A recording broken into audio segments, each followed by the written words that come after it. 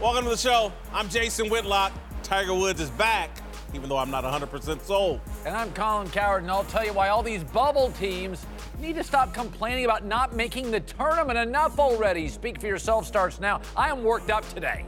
USC belonged in the tournament. Oh, good Lord. They couldn't beat Arizona State, UCLA. They couldn't beat Arizona. All right, hello and welcome. We're joined today by Fox basketball analyst Chris Broussard and the founder of the Big Lead, Jason McIntyre. Let's start in the NCAA, where the tournament field is set, but the biggest news isn't who got in, but who was left out. Reportedly, some coaches believe USC didn't get a bid because of their involvement with the FBI's corruption investigation, and they weren't the only bubble team that might have suffered because of the probe. As Pat Forty of Yahoo Sports tweeted, quote, Louisville out, USC out, Oklahoma State out. What do they have in common? Part of the federal investigation of college hoops. Cowherd, was the NCAA unfair here? No, it's the culture of, it's really the cult of victimhood in America. We have a cult going on. It's victimhood. It was 32 teams, and it's 64, then it's 65, now it's 68, and there's still complainers. The World Cup, okay, the World Cup has 32. We got 68. 16, 15, 14, 13, 12, 11, 10 will be out of this thing by the end of the weekend. Kentucky now is complaining they have to travel to Idaho. Oh, my God. You ever been to Idaho? I love Idaho. I mean, I think it's endemic of what we're seeing all over the country. No, you earn. What did USC earn? Second in their conference regular season, second in their conference postseason. Okay, Pac-12 is no longer, I mean, seriously, we bang on the Big 12 football. What is Pac-12 basketball? Arizona State had a great first 2 months. I'm sorry. You're just eliminating the regular season. Ninth in the Pac-12 conference. Ninth. Lost 5 of their last 6 games. Went out in the first round of the Pac-12. This just completely ruined or obliterated or devalued the regular season. And the credibility of the tournament. The conference, how do you finish second in your regular season and tournament, and a ninth place team that gets bounced in the first round gets in the tournament? I don't care that they beat Kansas and Xavier in the first 2 months. Do you care that Arizona State beat USC twice? No, because they couldn't beat anybody else. I mean, how do you finish ninth in a bad Pac-12 and get in over the team that finished second? There is no ifs, ands, or buts. The federal investigation had to have something. Yeah. There's no explanation. Colin, no what if you looked at it this way, okay? Even if you don't want to buy Broussard's argument, which is logical, okay? This is a USC team last year that did damage in the tournament. They won 2 games, okay? They got a couple seniors in the backcourt. Andy Enfield, their coach, has been on this show. And don't you, part of you, feel a little bad for the seniors? They earned it. They earned getting to the tournament. They're not going to the NBA, these guys, okay? Louisville's got a couple seniors. Also, no NBA future. Maybe they play in Europe. But this was it. This was their last shot on playing basketball on television, and you're writing them off because of some joke of an investigation. Time out. Wait, Colin, no. Sean Miller in Arizona, that thing is blown up in their face, okay? It's apparent that investigation that ESPN did was wrong. How do we know this other investigation's not wrong about USC? We knew USC was a bubble team last week. I didn't. They should have been, but look, Louisville, Oklahoma State, I don't care. They were really sincerely bubble teams. USC should have gotten in. There is no basketball explanation. I want to go beyond USC, though. I want to, this is my problem with amateurism. Again, because it just creates other mistakes in trying to protect amateurism. Clearly, to me, this is about the FBI investigation. And so clearly the people on this committee, Rasmussen and whoever else the gang of idiots are, said, you know what? You know, the NCAA may be weak, but we're going to punish these guys for being involved in this investigation. And, yeah, we got to let Arizona in because they're too good or, you know, all hell would break loose.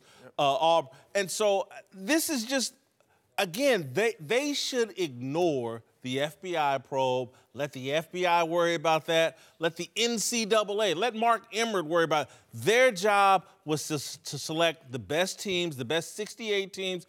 This isn't fair. Again, Jason's talking about these kids that really have nothing to do with the investigation, who are seniors on this team, they're being harmed. And USC would have gotten into the tournament if you didn't have multiple automatic bids from also-ran tournaments. But that amateurism, which we crush, allows kids with no chance to win a game into the tournament. So a bubble team like USC that went 0-5 against UCLA... This isn't about the bubble, though. USC earned the right to be in there. They deserve it. Listen, we live in L.A. I watch more at USC basketball than I would if I didn't live here. All over the map. In big games this year, that's all the college basketball. No, that's college basketball. Their 23 wins was the most by any team in a major conference not to get in the tournament. I mean, they earned it. I'm with you. They wouldn't have. Who knows how far they would have gone? Did they have one win all year? You were like, wow. Not really. One? I'll give you that, but still. You finished second in your conference. That has to be worth. Let's just disband the conferences, or get rid of the conference. You got to give me. You got to give me one big win. I really don't have to. I got to give you a second-place finish in a major conference, and then turned around and did it in the postseason as well in their conference tournament. I don't have to give you big wins. This isn't right. Trying to extract revenge on these teams because they're involved in some investigation is stupid. Oklahoma being in the tournament because Trae Young is going to add a few extra high balls. I kind of want to see Trae Young. I want to see Trae Young. You got to see him 30 times. How about this argument? Okay, I always said, if I'm paying for the wedding, I get to make up the seating chart. Okay, CBS and TNT are paying for the wedding. Borderline USC team. They can't punish them? They're paying for this thing. If they want to put Arizona out west with Kentucky and see them play in the second game, I'm paying for the wedding. I'll seat it how I want. I'll give you some of that, but I do think Whitlock's right. Look, the fact that Arizona is a 4 seed, I think that's proof that they're holding this against them. I think they want they got the other 3 teams aren't even in the tournament that are being investigated. Right. Now you got Auburn and Arizona, 4 seeds. I think they would like those 2 to get eliminated early, so that if something happens, they won't have to vacate wins. I want Arizona to win it all. Well, they got the best player in the country. Yeah, I hope they win it all and throw it in everyone's face. All right. Well, of the teams that actually made the tournament, the #1 seed Villanova, early favorite to win it all. But that doesn't mean all that much in a field with no clearly dominant team and a lack of star power. Whitlock, is it bad for the tournament this year that there are no dominant teams? Yeah, I watched a lot of college basketball this season, and I was disappointed a lot of times. Teams that I thought, oh, I'm going to sit in and Xavier's really going to put on a show and blah. And so there's a lot of good teams who on any given Saturday, or they play every night of the week, can look like a bad team. And so we're going to see true parity here, and I wouldn't be surprised if there are no 1 or 2 seeds in the Final Four. I wouldn't be shocked at all. I think this is being totally overplayed. Have you noticed who the 1, 2, 3, 4, and 5 seeds are? Duke, Michigan State, Villanova.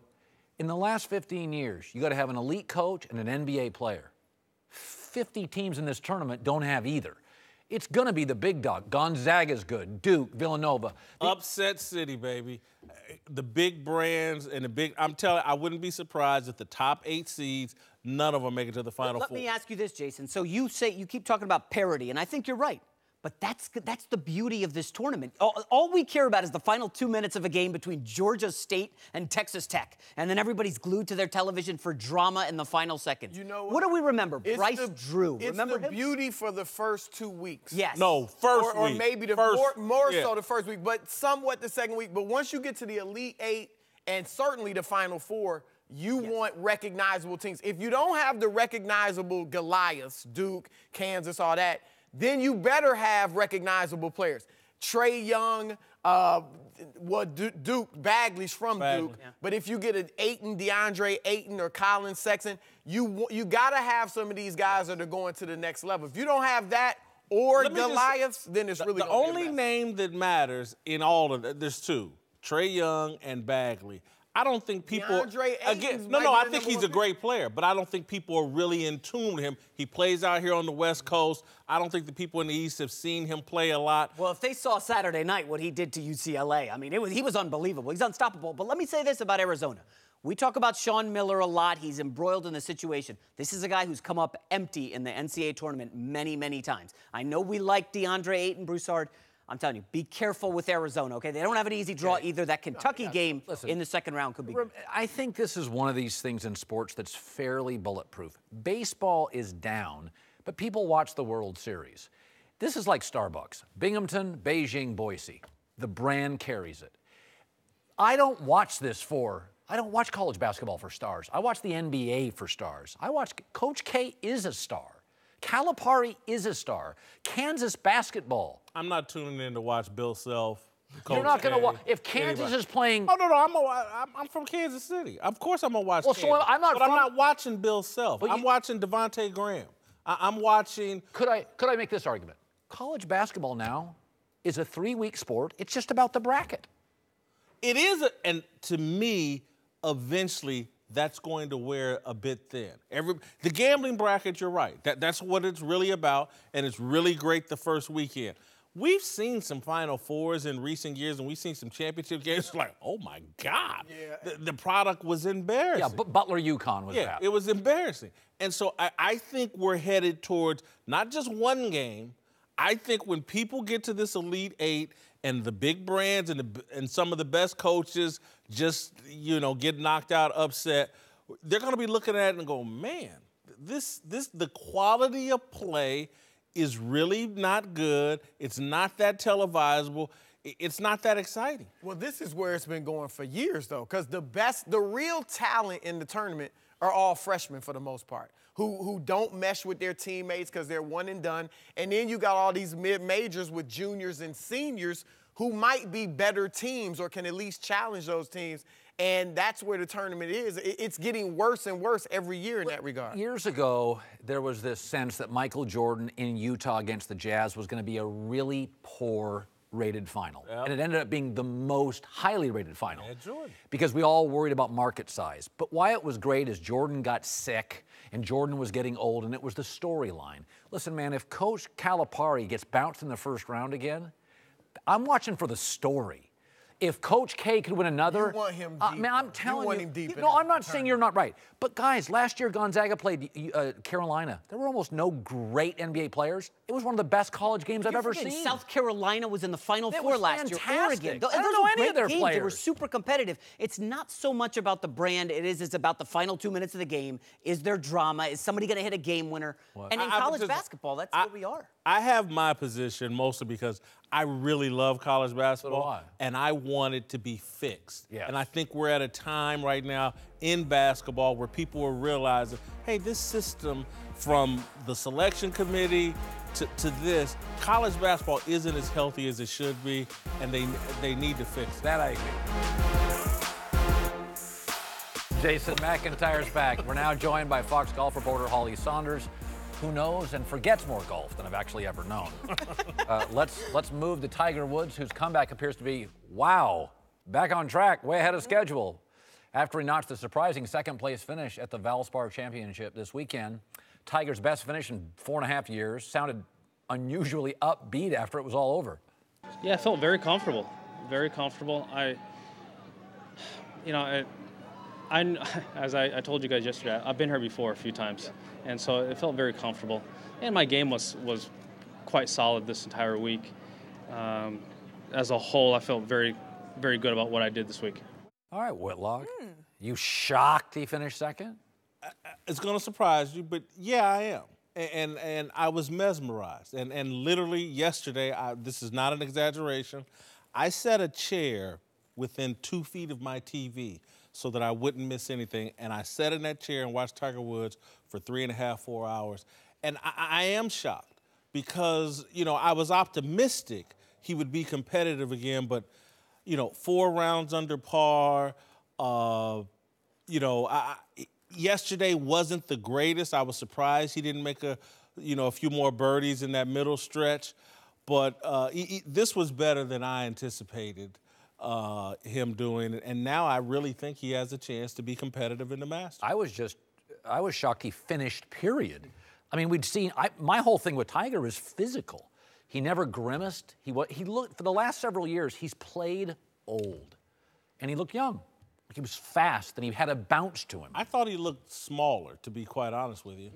Physically? Yeah, physically. I thought he looked smaller, more off the trim. weights, man. Yeah, yeah. Okay, let's just take a look back, though, at this past year. This is a guy who had spinal fusion surgery in April. Then there's a mugshot. We all remember this mugshot. He's arrested on suspicion of DUI in May. I had forgotten that. Oh, wow. Right? Yeah. That's only 9 months ago. And he had some drugs in his system, some painkillers. But anyhow, he's pulled over. You know, he's asleep at the wheel. Everybody's laughing at him. Everybody's saying, you know, Tiger, this is it. We're never going to see Tiger again. Wow, it's getting really embarrassing. 9 months later, he's back finishing second. At a tournament nobody's really ever heard of. If you're not really into the PGA Tour, you haven't heard of the Valspar Championship. I can tell you that this week they had 150,000 spectators there. I called my executive producer today, who does our U.S. Opens and all of our USGA events at Fox. He said that we average about 30,000 spectators a day at the U.S. Open. That's a major championship. This is a regular event on the PGA Tour. It's amazing. Tiger Woods. He really Amazing. is. The TV ratings were higher than 3 of the golf majors last year for this weekend. That's a what I tournament mean. I'd never heard of. I'm not a huge golf fan. But I want to go back to the DUI because that's a great point, Holly. Sometimes you've got to bottom out, right? We'd seen him with the back surgeries, I believe 4 of them. He hit rock bottom with that DUI. Rock bottom. I mean, that's as bad as it gets. And then you heard like nothing from Tiger Woods because everybody had written him off. And then mentally, you talked about the physical aspect. I think mentally, between the pills, the surgeries, losing his father, the divorce, everything finally has been complete. And I think he's back. And 2 weeks ago, he was in the Bahamas, right, Holly, for a big tournament? Yes. And one of the guys on the big lead for us who follows golf passionately was like, Jason, you got to pay attention. Tiger Woods is going to be back. He soared up the charts. I think he